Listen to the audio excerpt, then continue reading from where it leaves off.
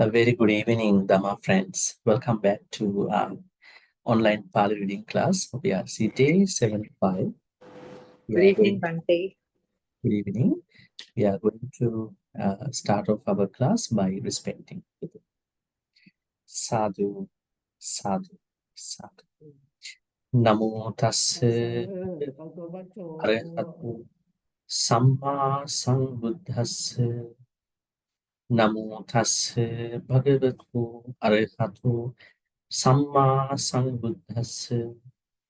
Namo tassa bhagavatu arahatu samma sambuddhassa.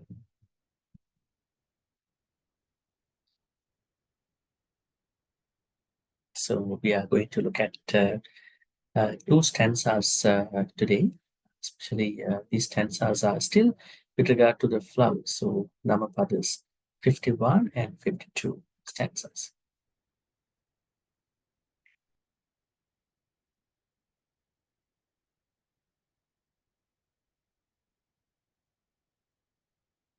Today's two stanzas are about the importance of practicing Dhamma, actually. It's not the idea of practicing Dhamma, how to practice Dhamma in our daily life. I think that's the most important thing that we are looking for, right? And that we are supposed to do. Not that all the time you are learning, you are gathering things from here and there, scattered things. So the two stanzas are saying that the most important thing in our learning practice is to put that knowledge into the practice. You may go for knowledge, intellect, rationalization, and wisdom. But how to get to that point is our content today. Right, so first stanza, it's going to be 51.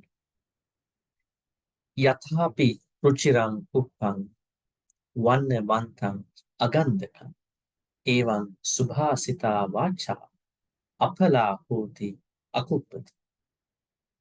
Yathapi ruchirang uppang vannavantang agandakam evam subhasita vacha apala hoti akupati. So we ask in groups to read. So first we would ask someone from group 1 to read. Please raise your virtual hand.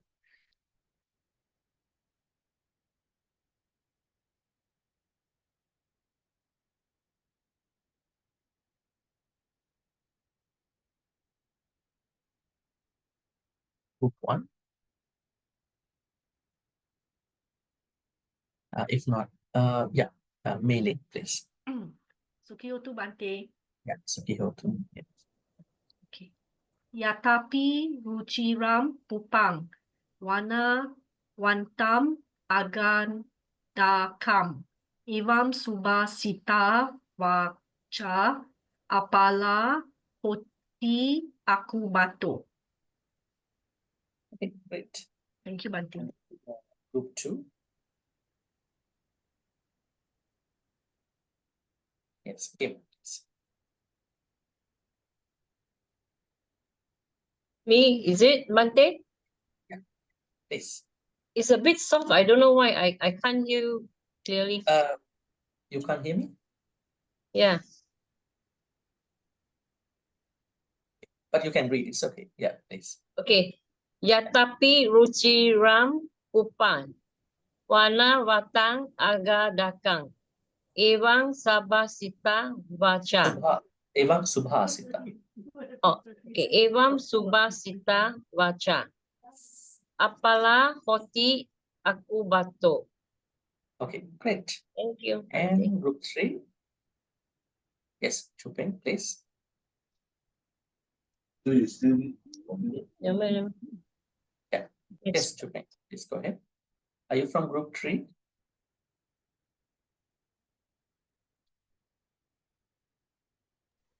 Hello, Bhante, can you hear me? Yes, please go ahead. Yatapi rucinang pupang, wana wantang agandakang. Ewang subhasita vacha, apana hoti akubato. Okay, great. And thank you, Bhante. Yes, group 4, KB on. Yes. Thank you, Bhante. Yatapi rucirang pupang, Vanavantang agandakang. Ewang subasita vacha apala hoti aku bato. Okay, great. And group 5? Yeah, someone from group 5.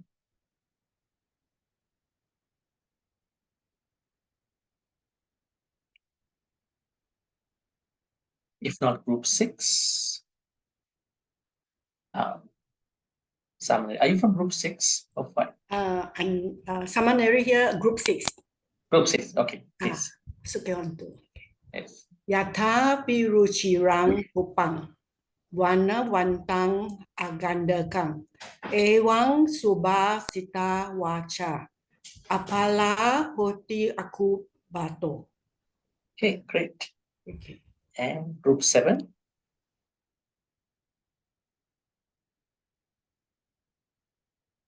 Yeah, Celine, please. Unmute. Okay. Thank you, Bhante. Yes. Yatapi ruchiram pupam vanam vatam agadakam evam subasita vacha apala hoti aku bato. Hey, great. And group 8, last group.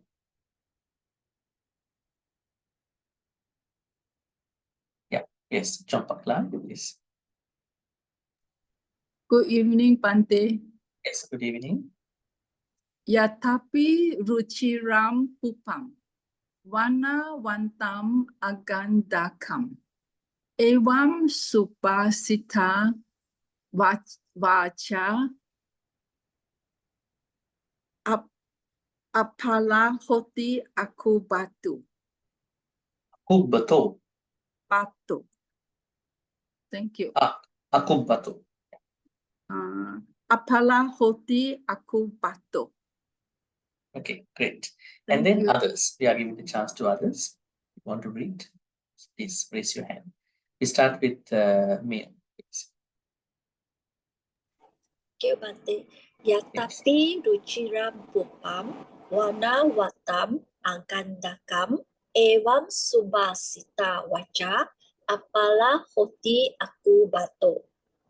Apala hoti Apala hoti aku bato. aku bato. Yeah, Thank you, great. Bhante. Yes, and then go high. Yes, please. Good evening, Bhante. Good evening. Yatapi ruchirang pupang, warnawantang agandakang. Evam subasita wacha, apala hoti aku bato. Okay, great. And Ochuan. Yes. Good evening. Thank you, Bhante. Yatapi ruchiram pupam wana wantang agandakam. Evam subasita wacha apala hoti aku bato. Okay, great. Thank And you, Bhante. Jenny. Yes. Good evening, Bhante. Good evening. Yatapi ruchirang pupang, wana wantang agandakang. Evam subasita wacha, apala hoti aku bato. Okay, great. Thank you. And we have Susan. Yes.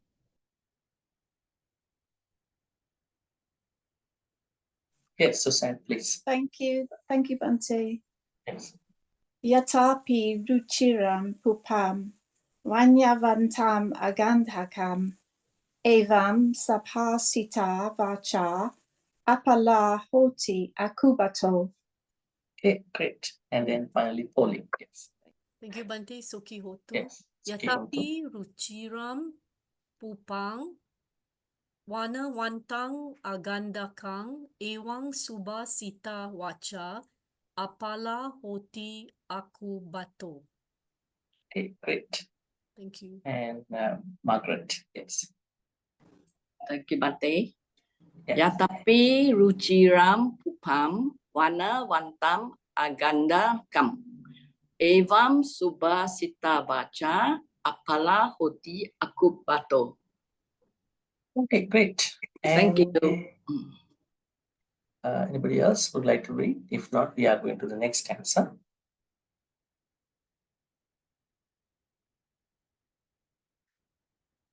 Okay, next stanza. It's pretty same, but there are differences. You can see here Vanavantang Agandakang, here Vanavantang Sagandakang, and here Sapala, this Sakubatu. We'll read that. Yathapi Ruchirang Puphang Vanavantang Sagandakang Evang Subhasita Vacha Sapala Huti Sakubatu. Yathapi Ruchirang Puphang Vanavantang Sagandakang Evan Subhasita Vacha Sapala Huti Sakubatu. Okay, so we would go back again. First, group 1. Anybody would like to read from group 1?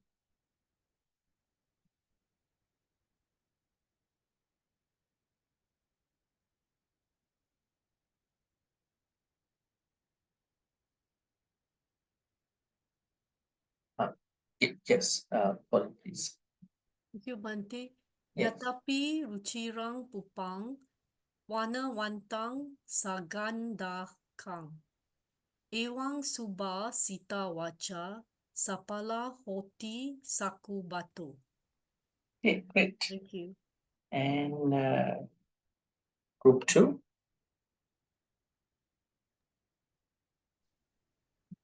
Yes, Kim, let's go ahead. Thank you. Yatapi ruchiram pupang, wana watang saga dakang, ewang subasita vacha, sapala hoti sakubato. Okay, great. Thank you, Bhante. And yes, group 3.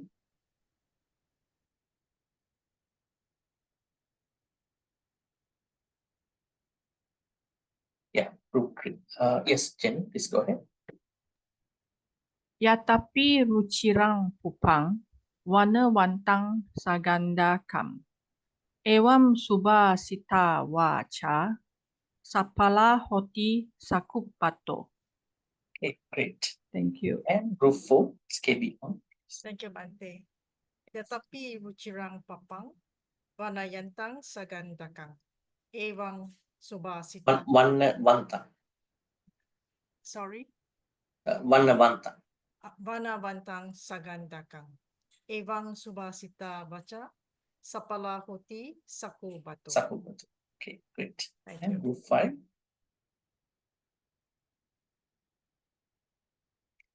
Group 5, yeah, same form, yes. Yeah, same form, please. Thank you. Okay. Yeah. Yatapi ruchiram pupam, wana vatam sangandakam. Ivam suba sita vacha,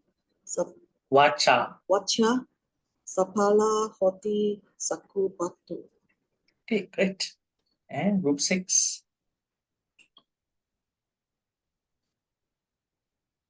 Yes, Samaneri, please. Thank you. Yathapi ruchirang pupang, vanavantang sagandakang. Ewang subasita vacha, sapala hoti sakubato. Sakubato. Okay, great. And group 7.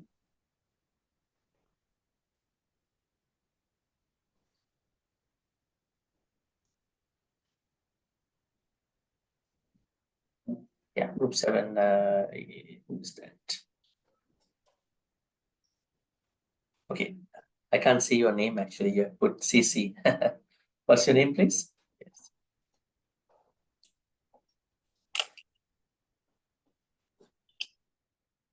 Yeah, please unmute. Yes, you're mute already. Oh, my name is Jing Jing. I don't know Okay, how to please. change. That's why. Okay, it's okay. Perhaps. I will Okay, ask it should be somebody. okay. Should be Yeah. okay. Yeah, please. Yatapi ruchirang pupang, vana vantang sagandakang, evang subasita vacha, sapala hoti sakubato. Okay, great. And last group, group 8. Yes, John Pakla, please. Thank you, Bhante. Yatapi ruchiram pupam, Wana wantam sangha dakam. Sagandakam. Sorry? Wana wantam sagandakam. Wana wantam sangam dakam. Evam saphasita vacha sapala hoti sakupato. Okay, great. Thank you. Thank you. All right. So now the opportunity for others who would like to read this stanza. We can start with Guru. Yeah, please. Thank you, Bhante. Yes, please. Yatapi rucirang pupang wanawantang sagandakam. Evam subasita wacha sapala hoti sakubato. Okay, great. And then Susi. Good evening, Bhante. Yes, good evening.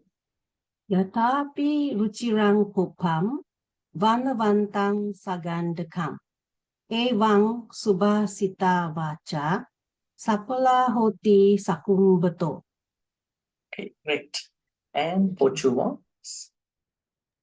Thank you, Bhante.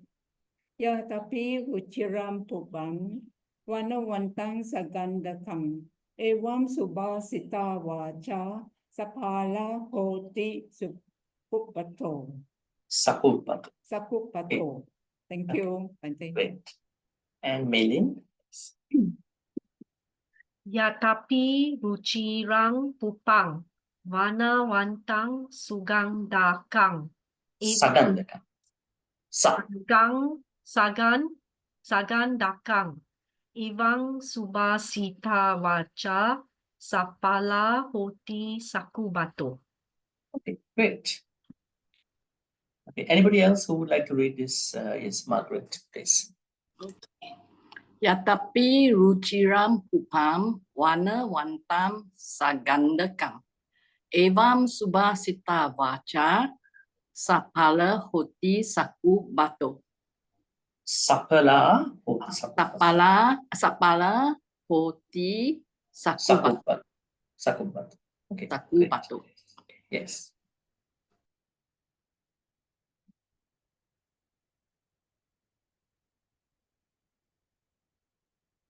Right. Anybody else would like to read?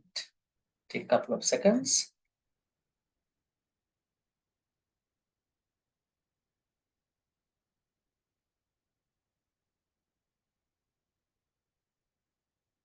Okay, if not, we are going to get into the translation first. Go to the first one, 51. Yathapi ruchiram pupang. Yatha means just like, or like.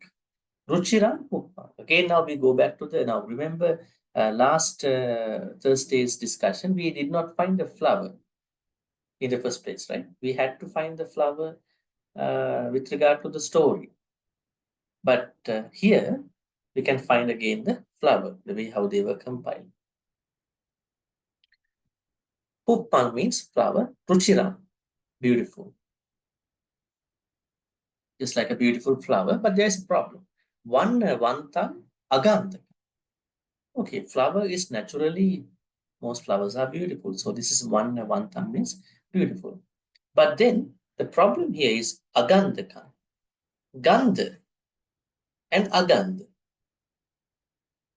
Gandha means smell. Gandha means smell. Where else have you found out this Pali word gandha? Ganda guno betang. You normally recite a stanza to offer flowers to the Buddha, right? You offer flowers.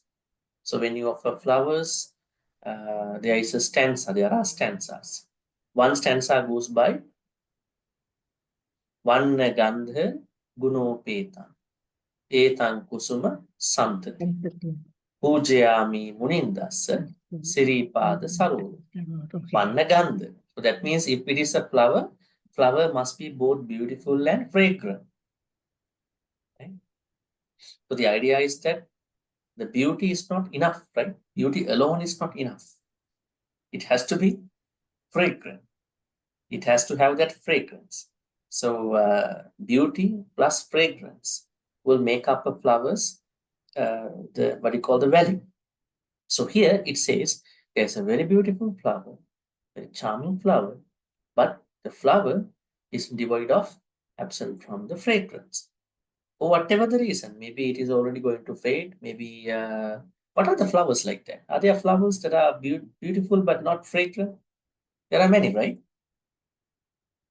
Nobody would like to pick up that kind of a flower on the Valentine's Day, right? They want to pick up something which has the beauty plus fragrance if you want to give it to somebody, right? Because we believe that beauty and then the fragrance both make up a flower more valuable in terms of that idea. So now here it's beautiful, the flower is beautiful, but lacking the scent or maybe the inherent smell of the flower.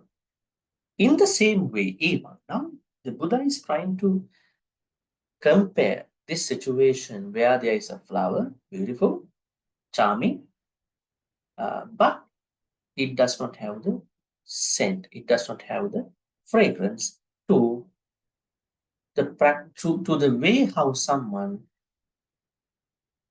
practices Dhamma, the way someone acquires, obtains the Dhamma knowledge and what he or she is going to do. Now, this is the phenomenon that the Buddha is trying to refer. Now, why does the Buddha say vacha? Now, what does vacha mean here? Subhasita vacha. Of course, it is naturally what you call the most beautiful, I would say, the what you call well-spoken words. I mean, Dhamma talks, readings from the Dhamma books, and then Dhamma discussions, right? All these are supposed to be well-spoken words. Huh? Now, I might ask you another question. What is a well-spoken word?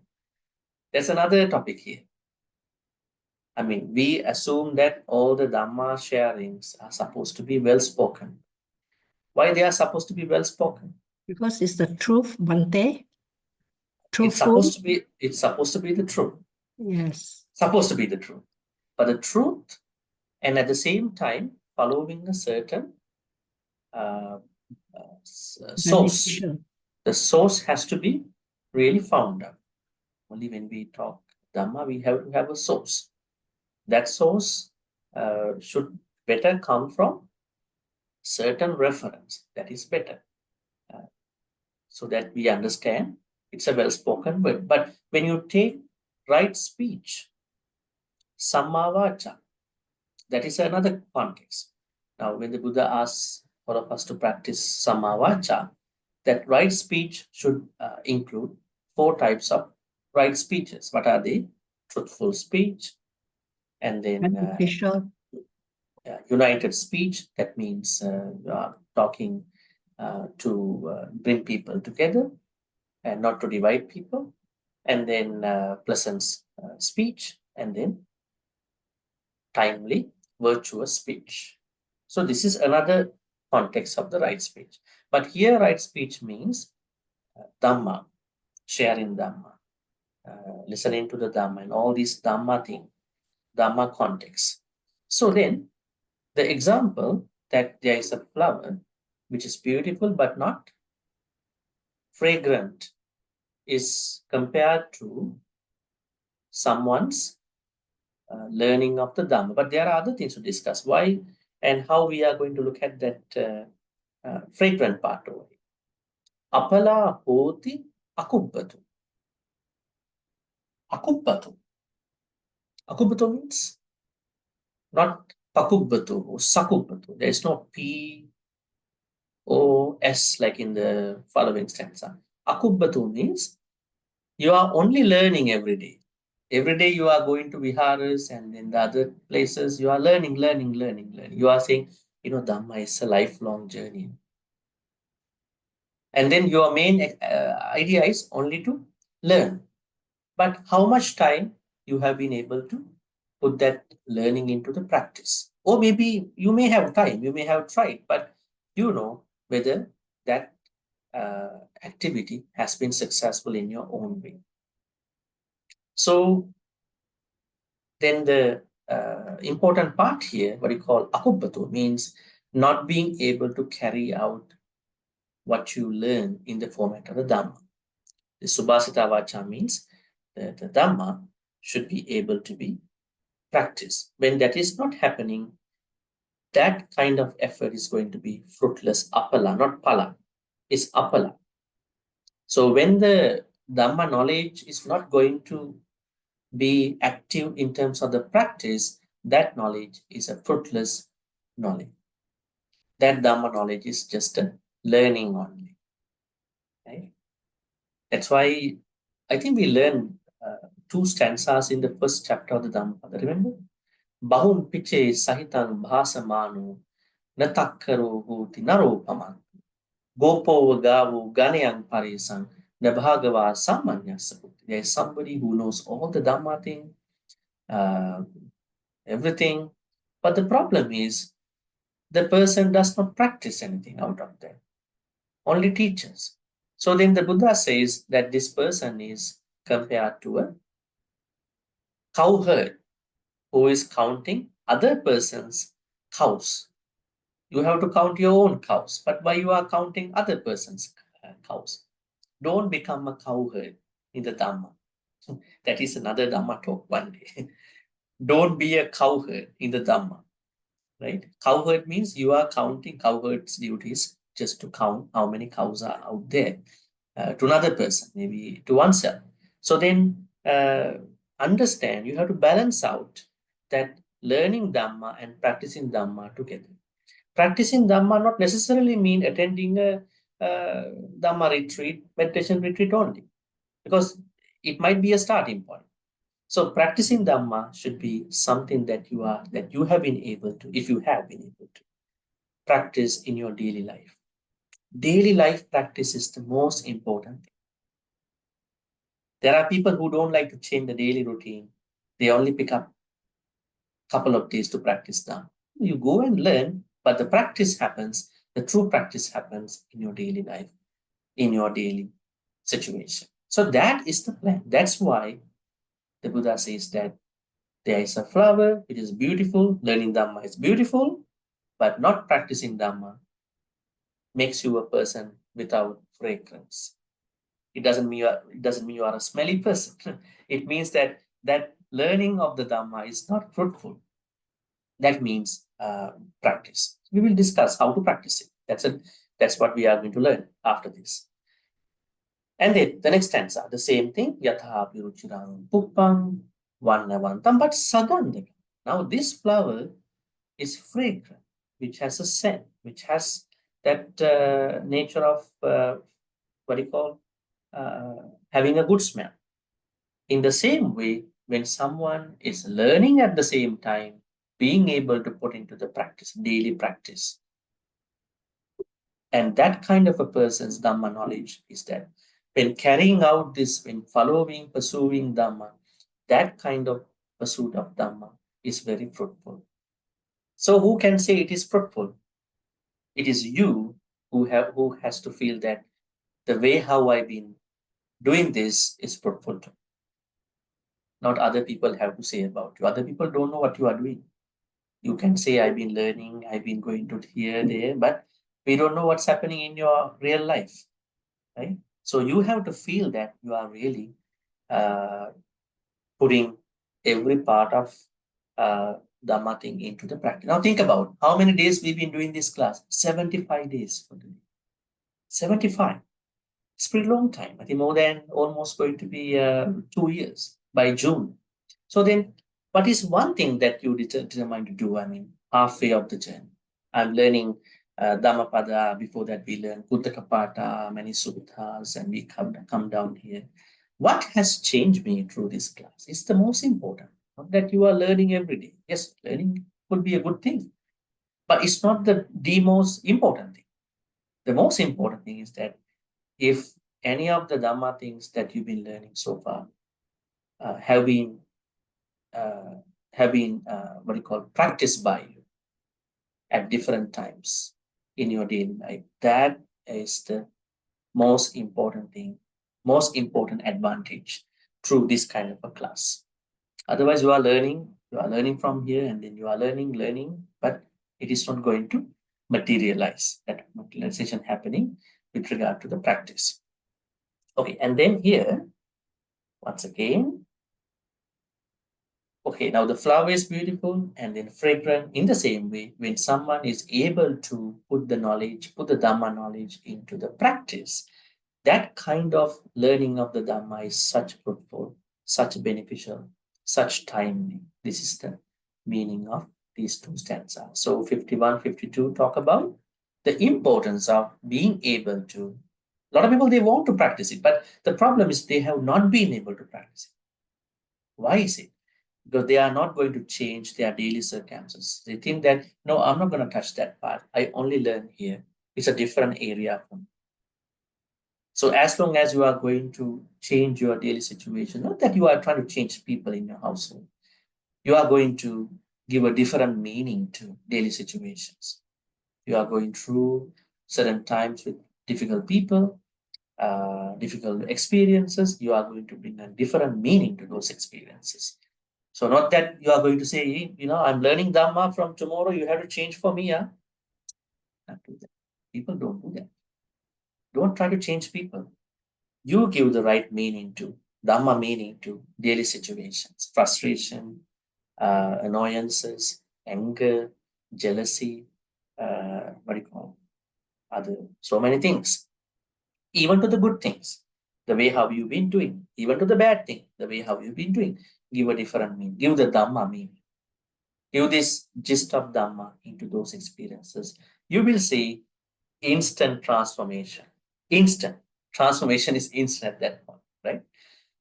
Okay, so this is the idea. Now let's talk about, it's a very important question, but you might be a little bit puzzled to answer.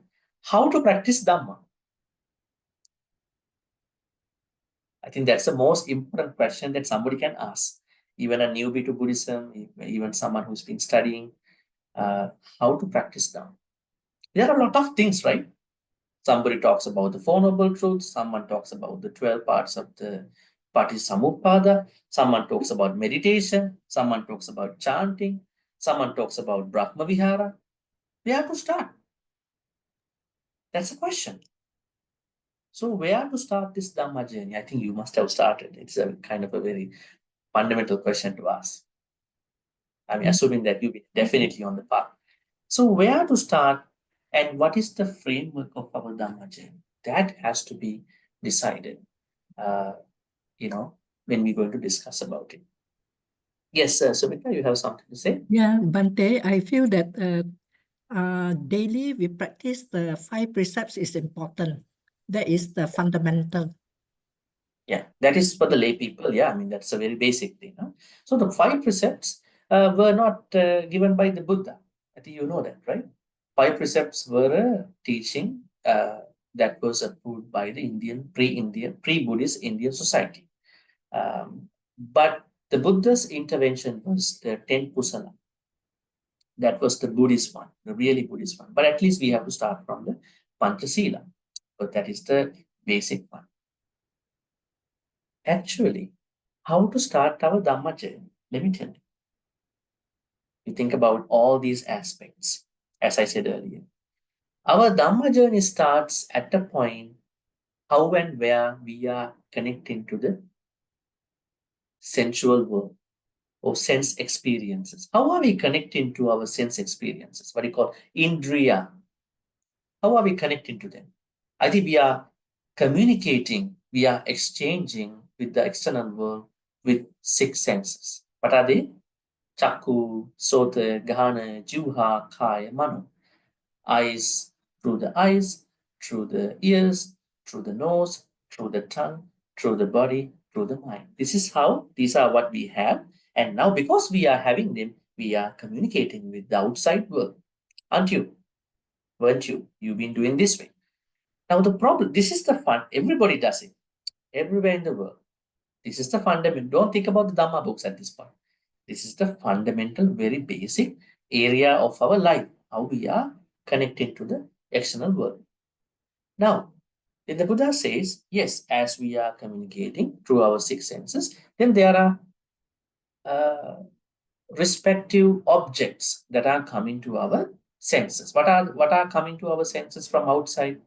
Now we just look at the zoom, the what you call interspace over here. What is happening over here? Now eyes are working. Eyes are taking certain objects. What are they called? Sight. Rupas are there. Right? So you can look at here, you look away.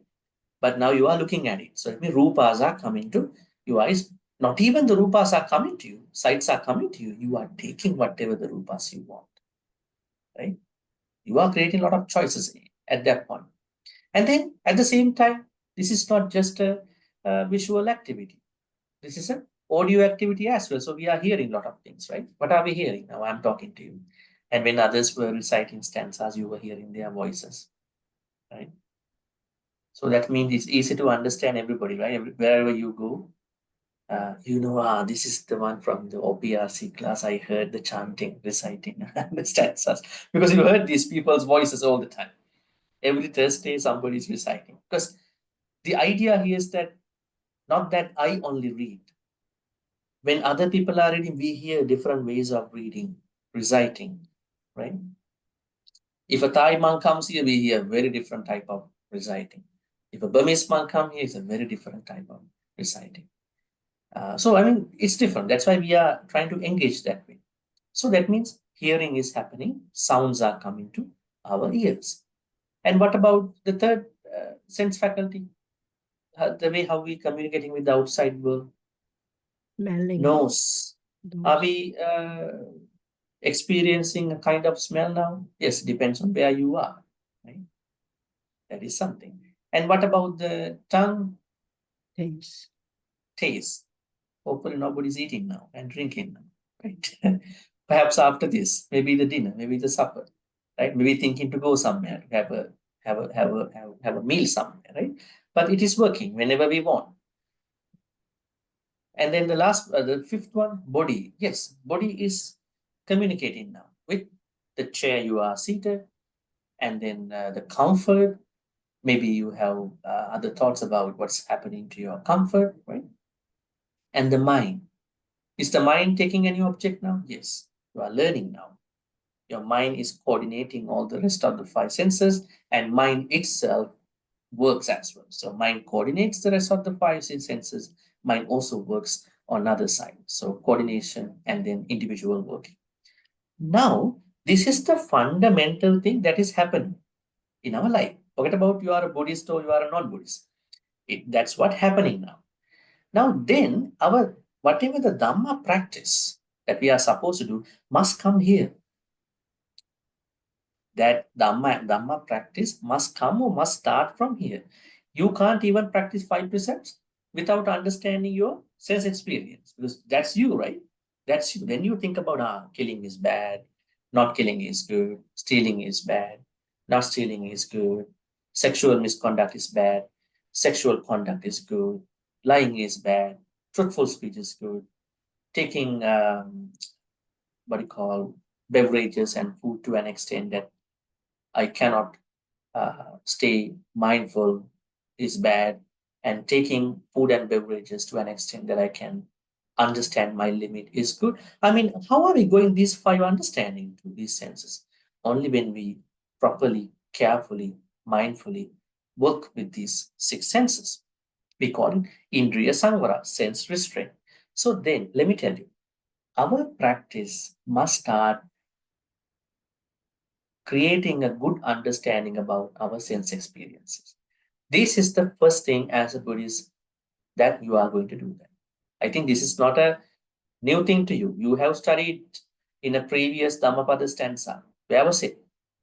In the first chapter of the Dhammapada. Remember? Subhanupassing viharantang indriyesu asangmutang. Remember? That means that is the first thing Buddha said. Buddha said, there are pleasant, unpleasant objects are coming to us. It doesn't matter, whatever the objects coming to me, but I have to take care of my senses. How to take care of my senses? I have to empower my senses. I have to empower my piece of eyes. I have to empower my piece of ears. I have to empower or maybe strengthen or empower my nose, tongue, body, and then mind. Because what is happening to us in our daily life is external objects are empowering.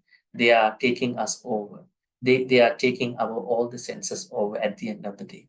How do you know that they have taken you over? A day that you messed up with your sights, sounds, food experience, oh, I messed up today. Money wise, strength wise, old, Dhamma wise. Why? I think my senses are not yet strong enough to make a decision on what to take, what not to take, what to understand, what not to, what to taste, what not to taste, what to eat, what not to eat. Because external experiences, objects have becoming more powerful in today's world. I don't blame them as temptation. They have to come. Maybe we can cross-check our experience. So then the idea is that when you say, I am practicing Dhamma, you must have started from giving more priority with regard to the Indriya Samvara, sense restraint. Actually, if you take care of your senses, you don't have to think about anything. Meditation is also there, because if you take care of your senses, why to meditate separately? It's over there already. Every time when you receiving a certain rupa sight, you are careful. You are not taken away by the rupa sights. So you are bringing a certain awareness to your sense experience. Meditation is already included. What about the sila? Sila is already there. It doesn't mean you are not practicing sila differently at that point. Because how you deciding this is a bad group, I should not be taken away, because you know that is a part of sila. Sila also inside of Indriya Samvara. Then panya, sila samadhi panya. Panya must be there, right? Because how do I understand my awareness, mindfulness, precepts and all that? Because that understanding must have come from practicing panya before. That means sila samadhi panya, they all are within the sense experience.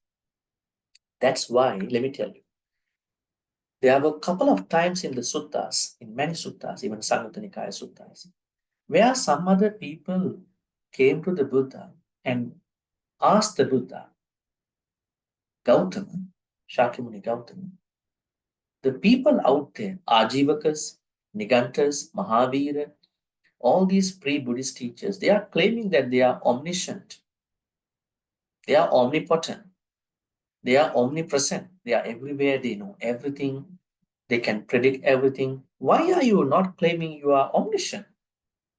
You should have declared before them.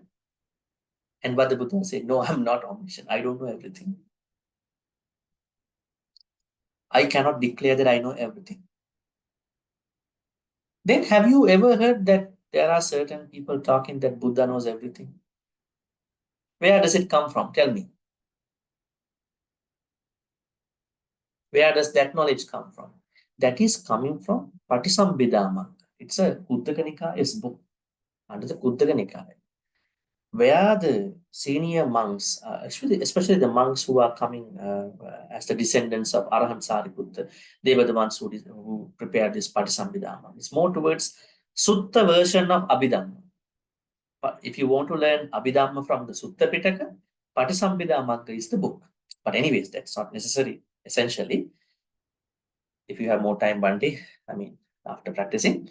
So, in this book, the senior monks have attributed the Buddha having Sabbanyu. The Buddha knows everything in many ways. But Buddha himself rejected that he is not Sabban. So this seems to be a doctrinal conflict, inside the Sutta Pitaka. Okay. Now, what we are learning here is that in another sutta called Sabba Sutta, S-A-B-B-A Sutta, Sabba Sutta, Buddha says, I am not omniscient. I am not the omniscient person. You can call your God as being omniscient. But what I can say is that I know everything with regard to the sense experience. That's an interesting claim. The Buddha claims that he knows everything with regard to the sense experience. What is the sense experience he's talking about? Chakku, Rupa, Chakku Vijnana. Sota, Saddha, Sota Vijnana. I think some words are new to some of you, but let me explain later. And then Gahana, what do you call? Gandha, Gahana Vijnana. Then Jivha, Rasa, Jivha Vijnana. Kaya, Pottabha, Kaya Vijnana. Manu, Dhamma, Mano Vijnana. I know everything with regard to these experiences.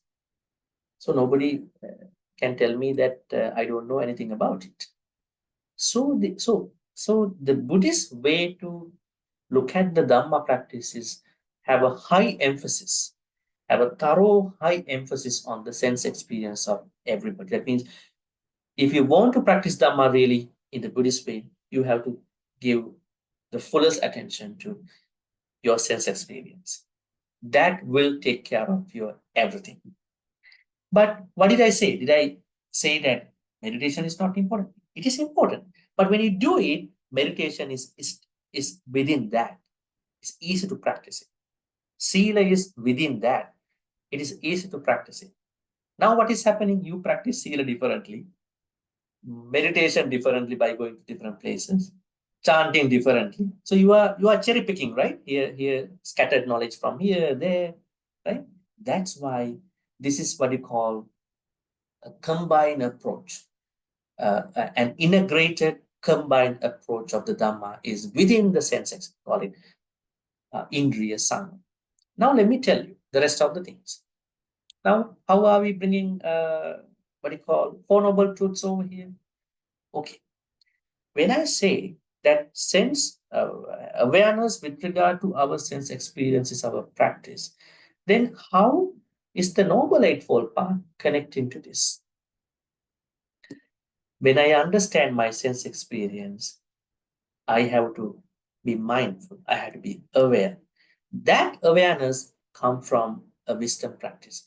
That wisdom practice is embedded in the Noble Eightfold Path. Right view, right intention, right speech, right action, right living, right effort, right mindfulness, right concentration. Because due to understanding the Noble Eightfold Path, I have been able to put a high emphasis. Maybe I've been able to understand my sense experience. So that means Noble Eightfold Path is the background knowledge of putting my sense experience in awareness. And then you might be concerned about the Sila. Sila is part of Noble Eightfold Path. Where is it included? Samma. Where is the Sila included in the Noble Eightfold Sama Path? baca, Sure. sama baca, Samma vacha, samma kamanta, samma ajiva. So Sila ajivo. is there. Sila is there. There is no other Sila. Sila is within that. And then what about my meditation? It is a part of Noble Eightfold Path where I have the background support to practice the sense restraint, Indriya Samvara. Then Panya part is verily within the Noble Eightfold Path. So let me tell you, this is the way how we are looking at this experience, what we call the practicing of the Dhamma. Okay. We call Indriya Samvara. What does Indriya Samvara mean? Sense restraint. This is the Pali word, so you will not get lost. Indriya Samvara. This is our daily practice, nothing else.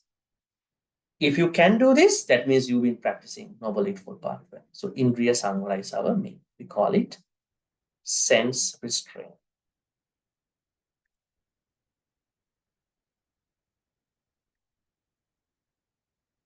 Sorry about this word, they are going up and down, but I think you know, self-restraints. Okay. And then Indriya Samvara activity is being able to be done with the support of the Noble Eightfold Path. Within the Noble Eightfold Path, we understand Sila, Samadhi, Panya. But the way how the Buddha talks about Sila, Samadhi, Panya in the Noble Eightfold Path is little different, very different than how you learn from normal Dhamma sharing. How did the Buddha talk about Sila, Samadhi, Panya, the order? the proper order within the Noble Eightfold Path. Normally, you have learned it to be first precepts, then some meditation, then you get to the wisdom. It has to be wisdom first, Bhante, right view. Yeah, we are going to that. Now I'm asking, has that generic way been helping you all the time, or maybe so far? I think you may have started from Sila, then you may have done some meditations in your whatever the way wherever you are going, and then you think you have wisdom. Perhaps you may have, in a way. Now, is this the way how the Buddha told us to practice Sila Samadhi Panya? No. Buddha asked us to practice Panya a little bit first. And then Panya, then Sila. Sila is the second step. Then Samadhi, then again the Panya. Now you might be wondering, why 2 times? Why Panya is 2 times? The first Panya is not the lofty Panya, the highest wisdom. First Panya is a basic understanding of the process. Actually, without understanding the process, how are we going to do the follow the Noble Eightfold Path, which helps us to be engaged in the sense restraint, Indriya Samvara? So we must have a certain theoretical understanding about the Noble Eightfold Path before we jump into the Sila. Don't catch Sila first. Culturally speaking, temple-wise speaking, yes, that's what you've been learning when you go there, even before any event, the monks are giving you the precept. That is a cultural part. So we have to abide by that. It's a cultural part. But the real Dhamma, true Dhamma practice must be started from some amount of wisdom. Now, I usually give an example that a lot of you might have learned about it earlier. I want to reiterate this. The 3 months old baby's story, right? I think I already shared with you. I want to actually bring you back to that experience. A 3 months old baby does not kill, does not steal, does not have any idea about sexual misconduct, does not lie, does not, eat, drink, food, beverages to an extent. The baby is not going to be clouded. That means that 3 months old baby is better than you, higher than you in terms of the Sila, because you are talking Sila. What do you think? Why does the baby not kill? Why does the baby not steal? So on and so forth. That is the baby nature. Baby nature is baby nature. Does baby avoid any of those 5 just because baby understands killing is bad, not killing is good? Or baby abstains, not do that just because baby understand, if I steal in this life, my properties will be stolen by others. I will not get any inheritance. Somebody else will take my everything.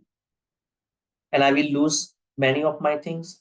Does baby understand if I sexually misengage, my relationships will be broken up, I will have a divorce, whatever?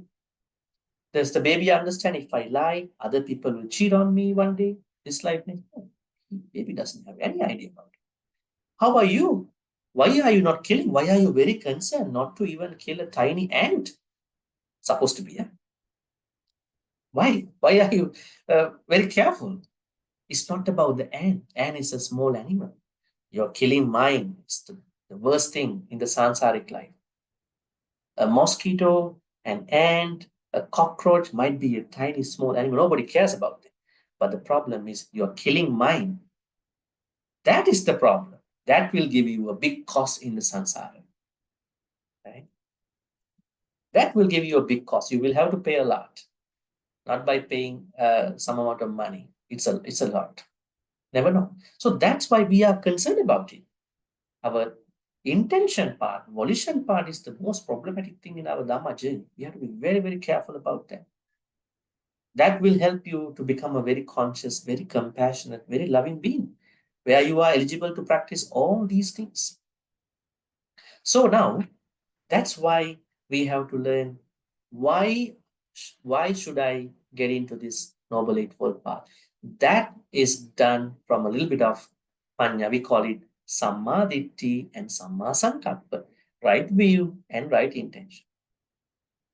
If right view and right intention are antecedent to the rest of the path factors, prior to the Sila part and Samadhi part, then where is the lofty Panya coming up? Why did the Buddha not talk about another Panya at the end?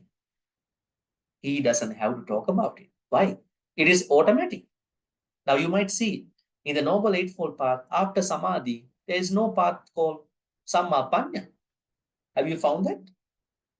Have you found a new path called? You can call it Samma Ditti, Samma Sankappa, Samma Vacha, Samma Kamma, Samma Ajiva, Samma Vayama, Samma Samadhi, Samma Panya. No, there is no something called Samma Panya. Just Samma Samadhi. Why? Then where is the Panya? Vimukti. Where is the wisdom?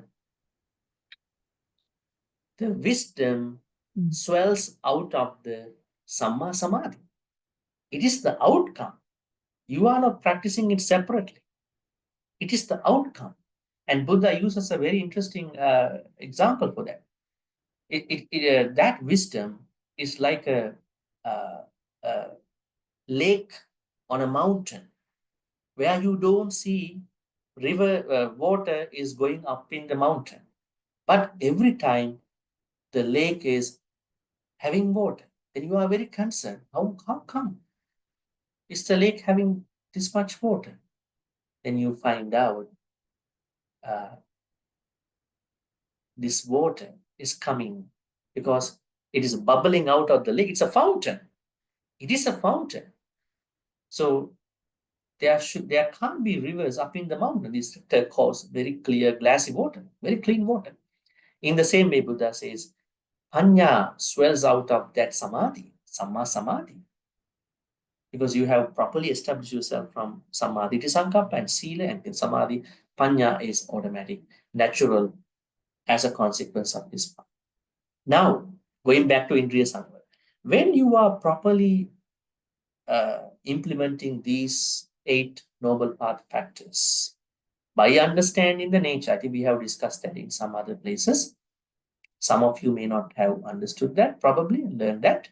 We said that according to the Mahachattarisaka Sutta Majjhima Nikaya 117, the Buddha says that these noble path factors must be started from the beginning. So there are 2 more things that are important: wise reflection, wise attention, also mansikara, and then paratokosha, listen to Dhamma talks. So these 2 things help you to practice right view.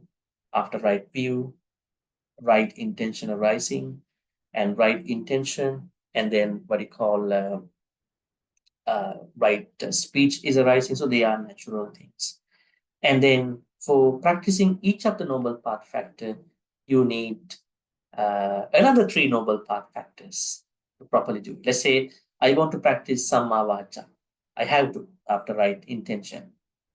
What can help me to practice Samma Vacha? I need right view to understand Samma Vacha, right speech. Why? What should I do first? Let's say I want to talk good words. I'm supposed to talk right speech. Then I have to first understand what is the right speech, what is the wrong speech, what is right, what is wrong. Right? Actually, this is a very interesting epiphany, right? Even every parent is maintaining, my child knows how to separate right and wrong, so I don't want to bother about him. Now you go everywhere, I don't care about you. Because I know you can separate out. This is right, this is wrong.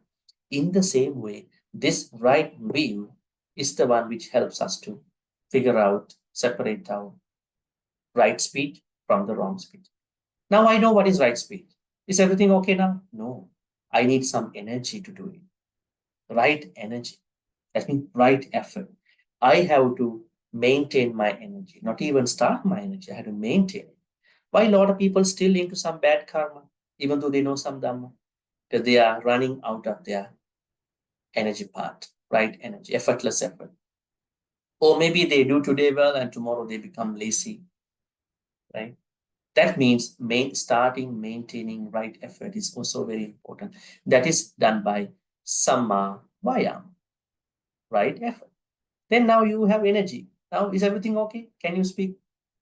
Can you have the right speech now? No, there's one more thing helping you. What is it?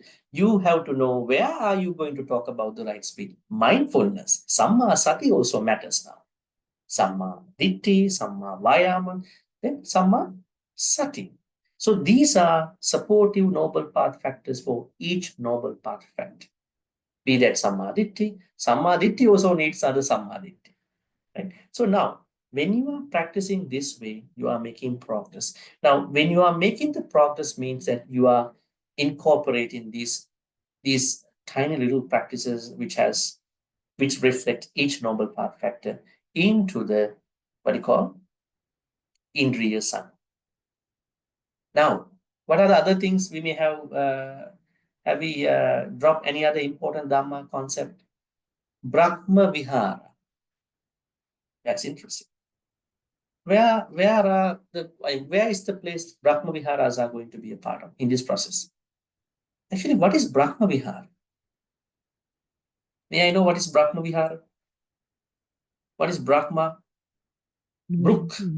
Pia. Brook means high. So Brahma in Hinduism means the highest person. Right? Now you know, like we don't know whether the word English word Abrahamic, the Brahmic came from this word, Sanskrit word called Brook. Brook means high, divine, maybe higher being. So what the Buddha says is that what you call in many suttas that there is nobody who created this world, this universe. It is an outcome of the evolution and devolution of the natural phenomena. That's what he said. Then what he said, if you are calling that there is someone who is the highest in this universe as Mahabrahma, then I would tell you, you can be the Mahabrahma. We all can be the Mahabrahma. How can we all become the Mahabrahma? Would you like to become the Mahabrahma? Not necessarily. Not necessarily, yes. I mean, how to become the Mahabrahma? As long as we are practicing Metta, Karuna, Mudita, Upekkha. Now, how to connect this four into the Noble Eightfold Path practice? Actually, when we are practicing Noble Eightfold Path, the nature of this practice must come from the Brahma Viharas. Why do I say so? Have you seen when some people are practicing the Noble Eightfold Path, they're becoming very selfish. They don't care about other beings. It's only my enlightenment. I only want to enlighten. I don't care about other people. Don't disturb me. Why is it happening? It is because they are not practicing. They are not practicing the Noble Eightfold Path with the support of the what you call Brahma Viharas. Brahma Vihara practice is the nature of the Noble Eightfold Path practice. That's why the Buddha always trying to say in the Satipatthana Suttas that you will never become the meditator in the practice once you progress. You will become the meditation. Meditator becomes the meditation and observer becomes the observation. But for those people who think at the end of the meditation, today for 8 hours I practice meditation, I mean, where is this understanding? The Buddha says, no, you became the meditation. There is no meditator and meditation. You may start like that. Yeah, you sit down like this. You are attending somewhere. Yes, I meditate. At the end of the retreat, you became the meditation. You became the observation. Why is it? There are no dual people here. There is no duality between the reality and you. You are your own reality. That's why the Buddha said, bring Brahma Viharas into this Noble Eightfold Path practice. And then it will help you to become a successful person in dealing with the Indriya Sangha. I think we talk a lot about this aspect. Now, you know the framework. Indriya Sangha is our main thing that we are supposed to work on. That takes care of everything. And what is the support to Indriya Sangha? Noble Eightfold Path, which is being supported by Brahma Viharas. And that includes everything, Sila, Samadhi, and everything. Okay, now we are going to the story and then I'll be taking questions. The story is about an Anagami Upasaka called Chattapani. His name is Chattapani. Chattapani. But what does Chatta mean? Chatta. Pani means hand. Chatta means? Chatta? Umbrella. Umbrella. So it looks to be this man carrying an umbrella wherever he goes. So, right? That's a good idea, right? Never know when the rain is coming. Chattapani is the word that other people say, the man who brings an umbrella wherever he goes. Chattapani. But the thing is that Chattapani was an anagami person. What do you think about an anagami person? Anagami means the person who is not coming back to this samsara again, right? What will happen to someone when that person becomes an anagami person? Someone is anagami, then going to die. What will happen to that person? According to Buddhism. Now we know, let me give you some background on it. Now we all trying to become Chula Sotapanna. Chula Sotapanna means little Sotapannas, at least, at the very least. Whether it happens or not, we try. That's our purpose with right effort. Saddhanusari, Dhammanusari. This is our plan. If this plan is going to be executed properly in the proper Dhamma practice, you become Sotapanna, full-fledged Sotapanna. Then what happens? Let's say you die. Now you die as a Sotapanna. Then you will be maximally reborn for seven more lives. This is the idea. No 8 lives. And then Sakadagami. If you've been able to make one step, one more time, you become back. Let's say if we become an anagami, such a very genius, such a very successful person in the Dhamma, then when you die, you will be reborn one more time, but in one of the pure lands. Now, unlikely the modern Mahayana talks about Buddha Amitabha, and then the people can go to Buddha Amitabha, I mean, expecting that, respecting that idea from the Mahayana tradition. And because, in Theravada books don't talk about the Buddha is intervening our death, right? In many Theravada books, they say it's your own karma, you try to think about them, so it's only you. Then actually it's not the truth, because, Matta Kundalini story, Buddha came. But normally, in early Buddhist texts, we don't see that the Buddha is coming and helping someone that much, unless Matta Kundalini and a couple of other examples. So the idea here is that when someone passes away as an anagami person, this anagami person is supposed to be reborn in one of the pure books. We call them as pure lands. Aviha, Atappa, Sudasa, Sudasi, Akanita. Akanita is the highest Brahma world. Even the Sakka, God Sakka wants to be reborn there. Why is it? Now you are trying to be reborn in the Sakka place, but Sakka wants to be reborn in the Akanita Brahma world. Why is it? Interesting, right? Why is it? Now, I think many of you, when you learn about Buddhist things, you want to be a deva. Let's say you want to be a deva, a god. The highest place, the best place to become a god is deva in the Tavatinsa, right? Sakka's place. But Sakka wants to be reborn in the Akanita Brahma world. Why is it? Something that you didn't know. Maybe if you had known, you would go with Sakka. Until you attain Nibbana. Bhante, because they will come down again after their merits are finished, exhausted. They will come down to earth again. Yeah, I mean, all devas are supposed to come back, but there's a specific reason why Sakka wants to be reborn in the Akanita. But the problem is Sakka cannot simply be reborn in the Akanita Brahma. It's a very eligible, it has some standard. The standard is that you must become an anagami person to be reborn. Why is it? The reason is this. Everyone who is reborn in Akanita has the same age. There are no age gaps. Now, in the human world, we have 10 years old boy, 20 years old young adult, 50 years old mid-age person, a senior. We have 8 differences. But in the Akanita Brahma world, there's no aging.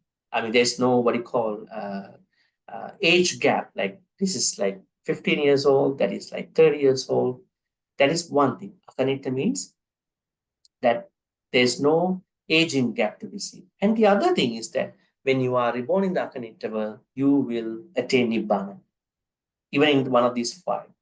Akanita is the highest and the fastest. Let's say someone is reborn in one of the pure lands like Aviha, takes a little bit of time compared to Akanita. But anyways, this Chattapani was an Anagami person.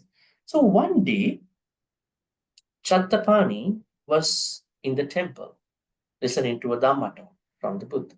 During this time, King Kosala came. When King Kosala came in, now Chattapani got into a problem. Who to respect now? Because I mean, the Buddha is next to me, and I cannot choose a provincial king over the Buddha. So he did not respect the king at that time. He respected the Buddha. So King Kosala was not happy about it. I'm the king. Why are you not respecting me? You have to pay respect to me. Then the Buddha understood about this. Then the Buddha talked to King Kosala. Look at this Chattapani, such a good person, Anagami person. And his practice is so good, and he praised about Chattapani. So the King Kosala was happy about it because Buddha is saying something at that point. Now, after this incident, one day, Upasaka Chattapani was traveling through the palace of King Kosala. Then he saw immediately the king. So he bent down and then on his knees and respected the king. King was shocked. That day you did not respect, but now you are respecting me from afar. Then he asked him to come call upon. He went. He asked, why did you respect now? And why did you not respect me that day? He said, it is because of the Buddha's presence. I thought I should not respect a provincial king according to the Buddha's respect. So that's why it happened. Then what happened? The king asked Chattapani, can you come to my palace and teach Dhamma? Because you are Anagami Upasaka, teach Dhamma to my queens, Malika and then Vasabhakatya, the two queens. Then he said, I think I'm not a suitable person for that. A Sangha member should go there. I should not involve in this Dhamma talk activity. I said, okay, I will talk to the Buddha. And Buddha said, I'm also busy. I have to go to many places. Normally Buddhas don't go to one place all the time. The Buddha told King Kosala, I don't normally go to one place all the time. I go because I'm a public property. I have to go to many places. I have to benefit everybody. So I will send one monk to your place. Then he chose Venerable Ananda. Now Venerable Ananda started going to the palace and started giving Dhamma talks to Malika, Queen Malika and Queen Vasabhakatya. Now Vasabhakatya and Malika had a difference. So Queen Malika was learning well, and the way how she learned was interesting.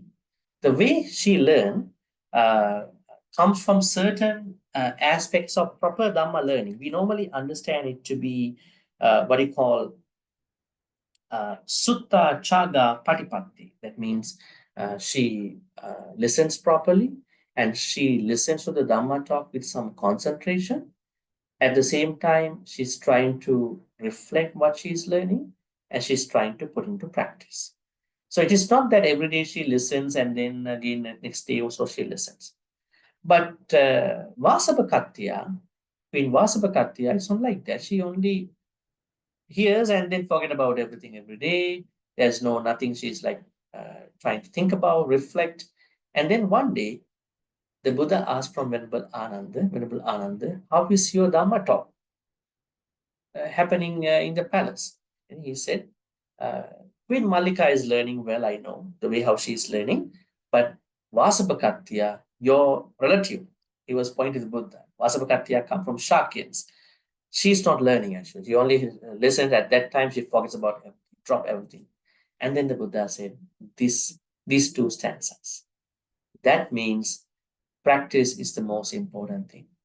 So when it comes to practice, we have to have a framework in putting the practice into real life, not learning not a mere learning is going to work out.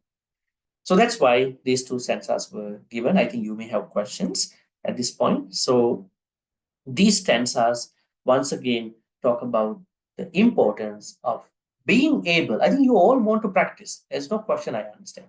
But being able to put into practice is a blessing. And it needs courage. It needs some amount of ability to do it. That's why I was sharing with you a certain framework in Indriya Sangvara, which is coming out of a practice called Noble Eightfold Path, supported by Brahma Vihars. Okay, I think we have questions in the chat over here, and then we'll take the other questions. Bhante, which suttas should we read for understanding Indriya Sangvara? The main sutta is Majjhima Nikaya's last sutta, 152. Indriya Sangvara, Indriya, what is it? Indriya Vibhanga Sutta, right?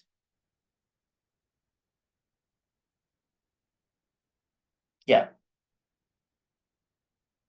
We call it Indriya Bhavana.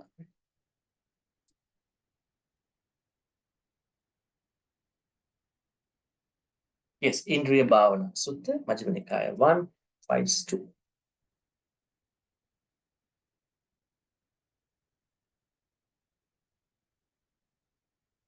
That is the answer. But there are so many other suttas, but this is the main sutta actually. Good to read. Start from here. Second question. Could Bhante give further elaboration, practical situational examples on practicing self? Okay.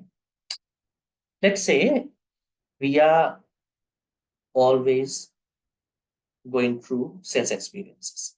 Let's say someone is going through a bad experience with regard to the, or maybe the what you call something the person does not like. A rupa that someone doesn't like. So how to process that? How to process that dislike? Normally, the Buddha says, make sure that when you are dealing with your sense restraint, what you call sense experiences, not to end up with a like or a dislike, but to end up with a balanced mind, upekka. So bring in upekka into likes and dislike. Normally we have sata, asata, sata rupa, asata rupa. Let me tell you that here, the Pali word is sata. Sata means pleasant one. Then asata. Asata means unpleasant. Actually, they are not unpleasant. The way how I feel it could be unpleasant. The way you might feel it might be pleasant. So normally what is happening is that with regard to any sense experience, be that a sight, a sound, smell, what do you call, taste, touch, thought, people are giving evaluations by using these two, sata or asata. So the Buddha says, yes, there may be a sata context, there may be a asata context, but you should not end up it as a sata or asata. Instead of that, bring in upekka to understand. When you are bringing upekka means you have a balanced mind. That means you are neither going to be stuck in the asata or sata. So that is a situational example. All the problems are coming up with that issue. Now, this is not hampering or impeding your lay life. Let's say you are a lay person. I'm talking from the men idea. But when you are a lay person, you will have to like certain things, right? As a lay person, you have to like certain food. You have to like your family members. You have to like your relationships. So then it's okay. There's no problem with regard to that. But when you are liking it, don't try to cling to that sata, that object. For a monk, sata, they are both problems. For a monastic.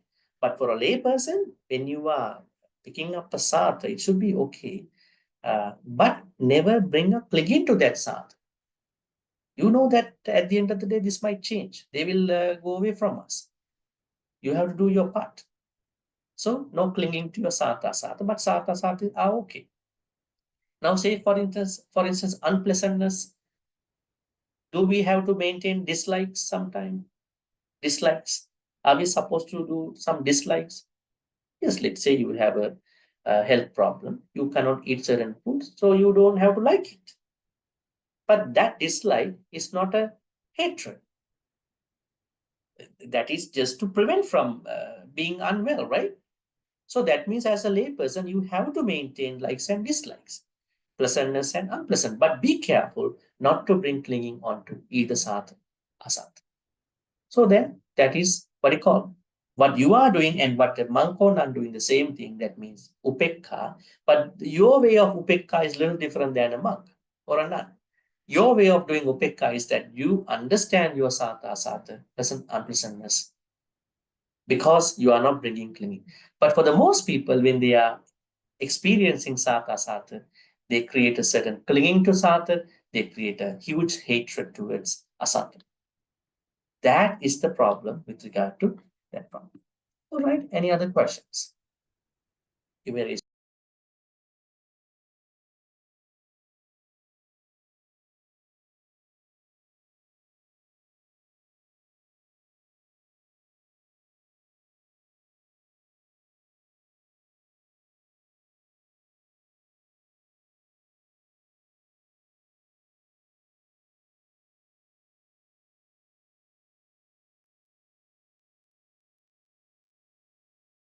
What are the other questions about today? Practicing Dhamma, how to do it in our daily life. I think this is the most, this is a blueprint actually, in our practice.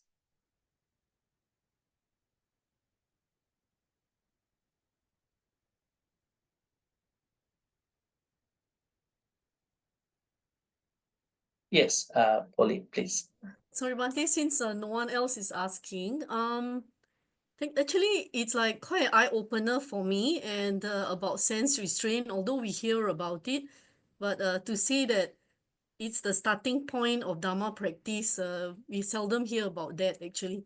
You know what I mean, Bhante? It's like even before the 5 precepts, that's very remarkable. So thank you, Bhante. Bhante, is there a point where there's like a choice? So we have all these senses, you know, coming and contact coming in. So is there that sense restraint, is that moment where we make the choice not to follow, you know, whatever context I mean the sense context that come in, you know, the liking, not liking. Is there a choice? Yeah, there is a point. That is where we are going to bring upekka. The thing is that there is a word for choices. We call the choices to be what we call abhisankara.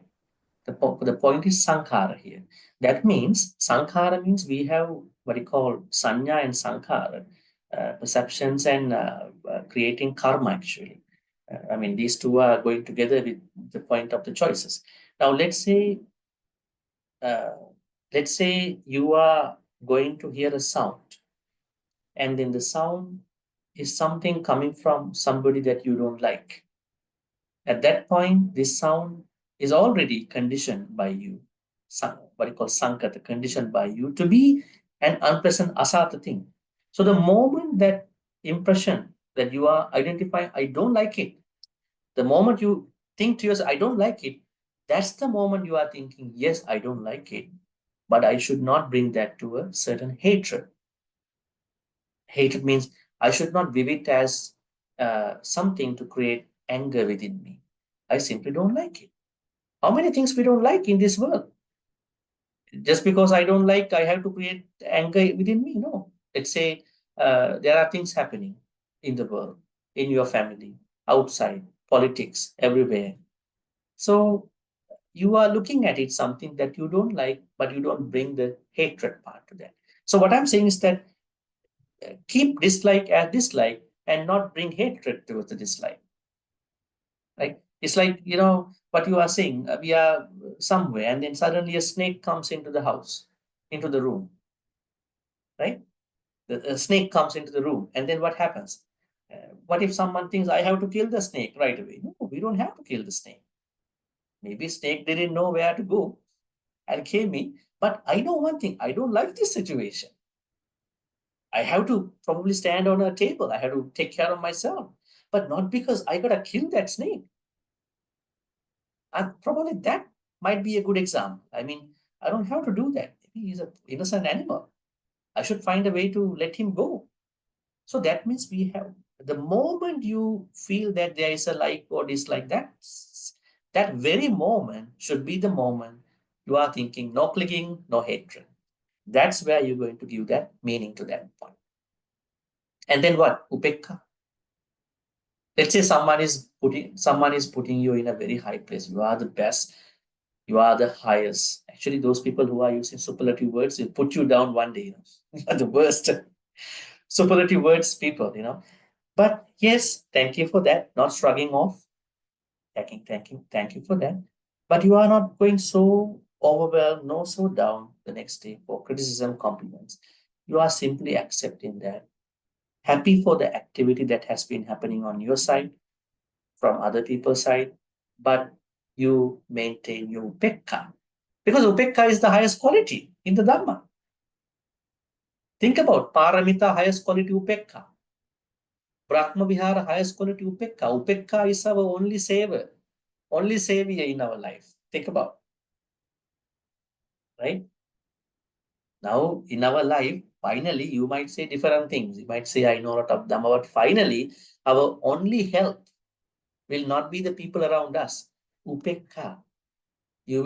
Sometimes some people don't know it, but they naturally develop it because they have no other choice. Then they say, how are you managing your pain? I don't have to think about this. Now I'm moving on in my life. Upekka. Some people practice upekka without a choice. Some people practice it because they have to practice it. They don't want to be in pain.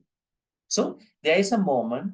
The moment is the moment you inherently, naturally give a certain meaning to that activity in the form of sata or asata, pleasant, unpleasant. That is the moment you have to let the upekka kick in and then to let the process happen. That is how it works. Yes. Yes, Samaneri, what's something you want to ask?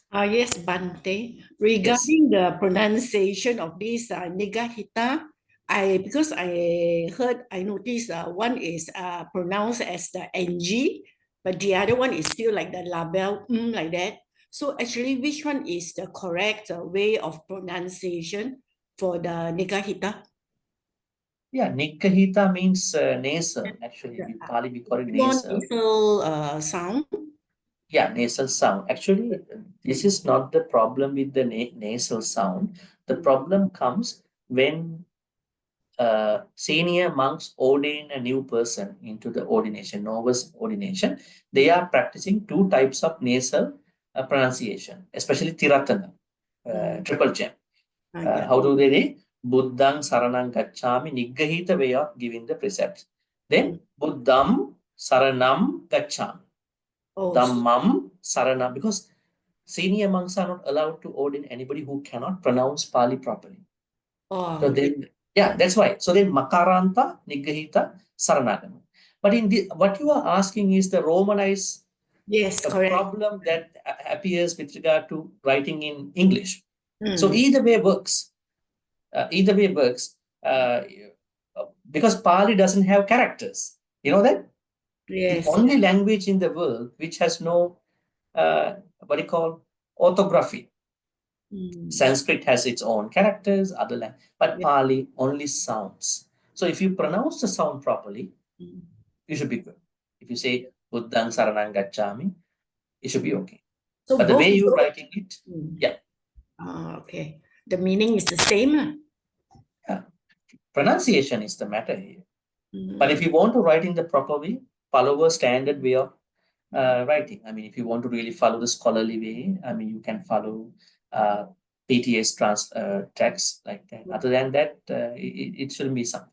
Yes, Melin, please. Bhante, thank you for the wonderful overview of practice.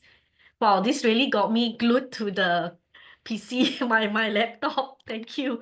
Bhante, I know you say that we need to develop a great degree of upekka. In order to even practice Indriya Bhavana, So my question is, the four Brahma Viharas support the practice of the Noble Eightfold Path. So is it that how do we develop equanimity? The starting point, is it metta? And does it then naturally progress until you develop that means from metta, mudita, upekkha, and all that? Yeah, actually, the inherent quality of each Brahma Vihara quality is the Brahma Vihara qualities itself. Say, for instance, we cannot practice metta without karuna, mudita, upekkha. Why do I say so? Now, let's say I want to practice metta. Is it like, may I be well, happy, peaceful, may no harm come to me, may no difficulties come to me, may no problems come to me, may I always meet with success, may I also have patience and courage, determination to meet and overcome inevitable problems, difficulties, and life. So, this is a very basic form of practicing metta. In addition to this, we must looking into the Metta Sutta. But now, have you seen there are people who are not really compassionate to practice metta? I know metta, but I am not giving to you. Why? Compassion must be used to practice metta. Have you seen people who are jealous about other people so that they don't practice metta to other people? That means they don't have mudita to practice metta. Have you seen people whose minds are always wavering here and there, oscillating, vacillating? What is that? They don't practice metta with upekkha. Karuna is the same thing. Mudita is the same thing. Upekkha is the same. That means metta, karuna, mudita, upekkha, each of the Brahma Viharas are circling around, supporting each other. They are working each other. So that means when you say you practice metta here, you also practice upekkha in hindsight, in the back of the practice, if it is going to be a full practice. So when I say someone can practice Noble Eightfold Path without the four Brahma Viharas, but it is not going to work out. That is where you feel you're becoming very selfish. I mean, I only want to meditate. I don't care about other people. Actually, when you help out other people to meditate, it is also a development of your Dhamma practice. That is what the Mahayanas do. All these pusa practices, bodhisattva practices. So then the idea here is that, yes, when you bring metta, karuna, mudita, upekkha to your existing Noble Eightfold Path practice, that practice will become a very seamless, consistent, flowing practice, a fluid practice, not a very standalone, stuck practice, what I call stagnant practice. So that's why Brahma Viharas should be the nature of our Noble Eightfold Path practice, which helps us to be in the Indriya Samvara, sense restraint. So upekkha is everywhere. Not even within upekkha itself. Upekkha is with metta, upekkha is with karuna, upekkha is with mudita, upekkha is with upekkha itself too. So it's a what you call overarching quality over here. All right. Any more questions? We'll take this one question. Yes, Jenny? Yeah, Bhante, can I say that when we practice upekkha, we must have the three characteristics in mind, the anicca, dukkha, anatta. Because when we practice upekkha, for example, where there is one person, like you say, they really praise you to the highest. So, but with anicca in mind, then you know that it can change anytime. They can put you down also anytime. So is that how we practice upekkha?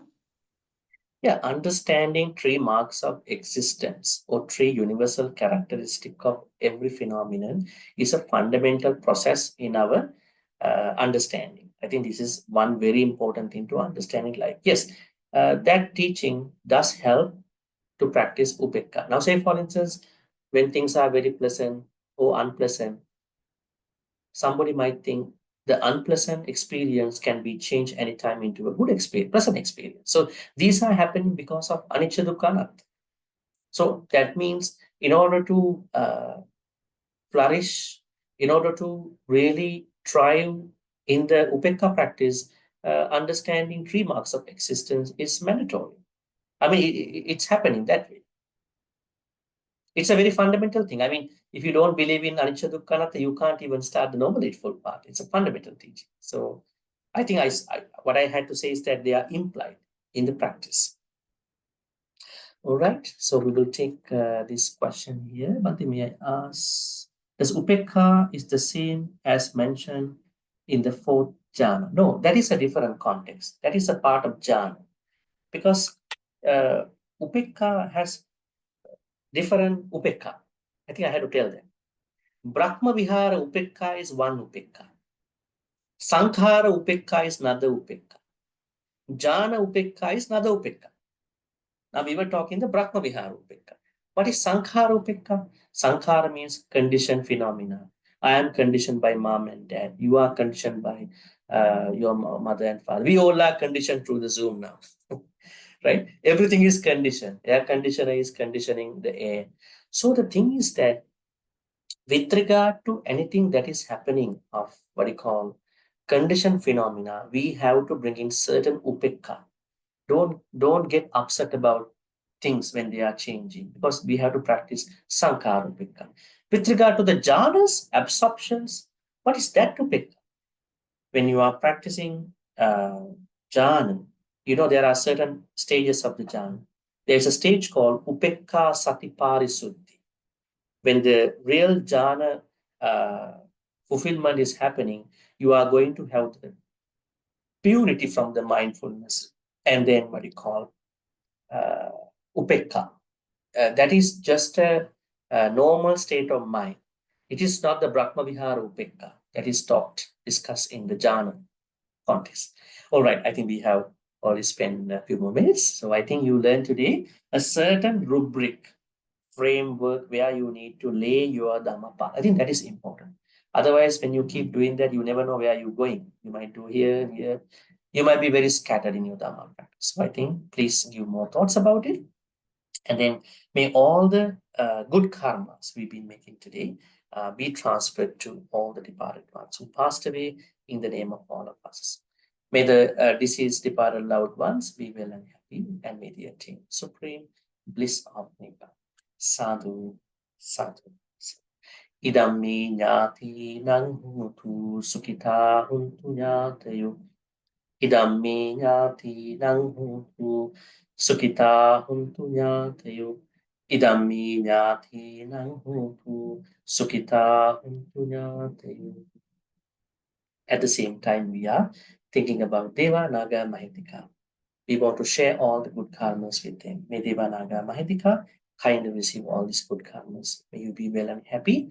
May you protect and bless all of us for good health, quality of life, prosperity, safety, and happiness. And at the same time, may you bless all of us for our Dhamma journeys. May our Dhamma journeys become consistent, seamless, flowing Dhamma journeys. Finally, may Devanaga Mahindika also attain the supreme bliss of Nepal. Sadhu, sadhu. Ittavata cha amhehi sambatang punya sampadang sabedeva anudantu sabbasang patti siddhya. Ittavata cha amhehi sambatang punya sampadang sabebhuta anudantu sabbasang patti siddhya. Ittavata cha amhehi sambatang punya sampadang sabe sattha anumodantu sabbasang patti siddhya.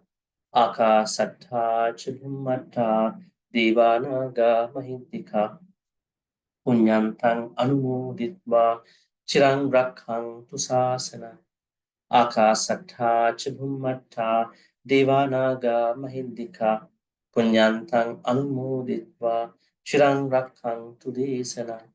Akasattha Chudummatta Devanaga Mahindika Punyantang Anumoditva Chirang Rakhang Tumang Parang Chirang Rakhang Tupan Sadati.